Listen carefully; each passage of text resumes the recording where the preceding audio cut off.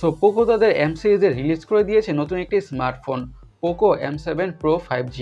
এই ফোনটি বাজারে রিলিজ হওয়ার পর থেকে খুবই হাইপ সৃষ্টি করেছে। কেন সেটি আমরা আজকে ভিডিওতে জানবো আর জানার চেষ্টা করবো অ্যাজ এ বাজেট স্মার্টফোন হিসেবে স্মার্টফোনটি কী অফার করছে। So let's talk about Poco M7 Pro 5G। শুরুতে ফোনটার ডিজাইনের কথা বললে এই ফোনটা দেখতে অনেকটাই সুন্দর বা বিউটিফুল লাগছে।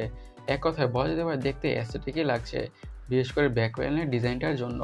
ব্যাক প্যানেল থাকছে kind of dual tone type finish which looks cool. ডিজাইনটা এক কথায় বলতে গেলে অনেকটা ইউনিকই লাগছে।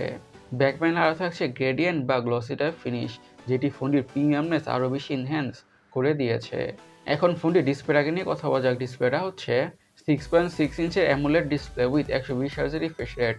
আরও থাকছে HDR10+-এর সাপোর্ট, ডলবি ভিশনের সাপোর্ট এবং 2100 নিটসের পিক বা ম্যাক্স ব্রাইটনেস। তার মানে হচ্ছে এই প্যানেলিতে movies, YouTube video, series or gaming you name it, যে কোনো ধরনের কন্টেন্ট ওয়াচ করে বা দেখে মারাত্মকভাবে এনজয় করা যাবে। আর হাই রিফ্রেশ রেট থাকার কারণে স্ক্রোলিং করে, ব্রাউজিং করে, গেমিং করে যে কোনো ধরনের টাস্কে পারফর্ম করে তো অনেক বেশি স্মুথনেসের ফিল তো পাওয়া যাবেই।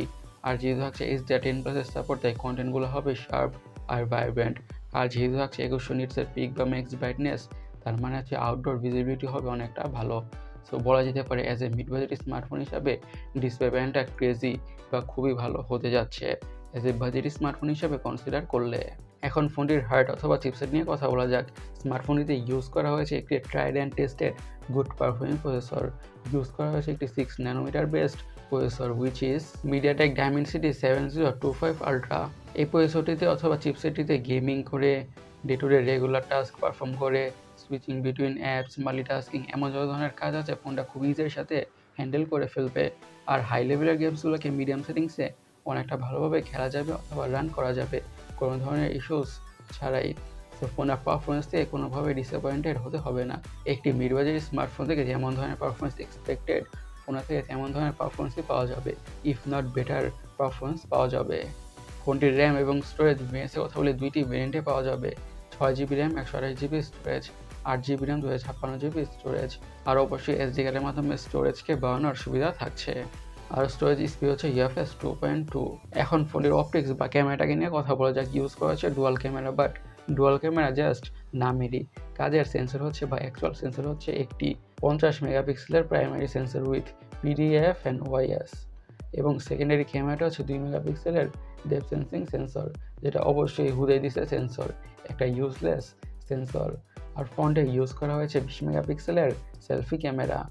আচ্ছা, এই 50 মেগাপিক্সেলের প্রাইমারি সেন্সরটাতে খুবই ভালো কোয়ালিটির বা বাজেটের মধ্যে বেস্ট কোয়ালিটির পিকচার্স আর ভিডিওস পাওয়া যাবে।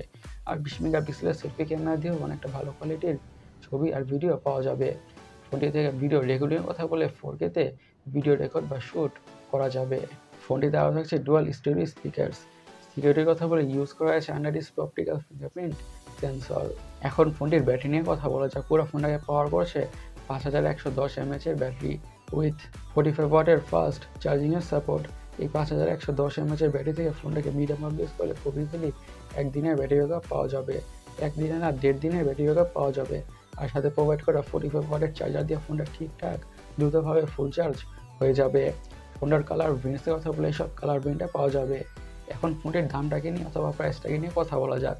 ফোনটির দাম রাখা হয়েছে 13,900 ইন্ডিয়ান রুপি। এখন দেখা যাক ফোনটি বাংলাদেশে আসলে কী দামে বা কী প্রাইস রেঞ্জে পাওয়া যায়, তখনই বোঝা যাবে যে ফোনটি আমাদের জন্য কতটুকু actual value for money smartphone. Right guys, স্মার্টফোনটি আপনাদের কাছে কেমন লেগেছে অবশ্যই কমেন্ট সেকশনে কমেন্ট করে জানাবেন। আর আমাদের আজকের ভিডিওটি এই পর্যন্তই। আমি সৈকত, সাইনিং আউট।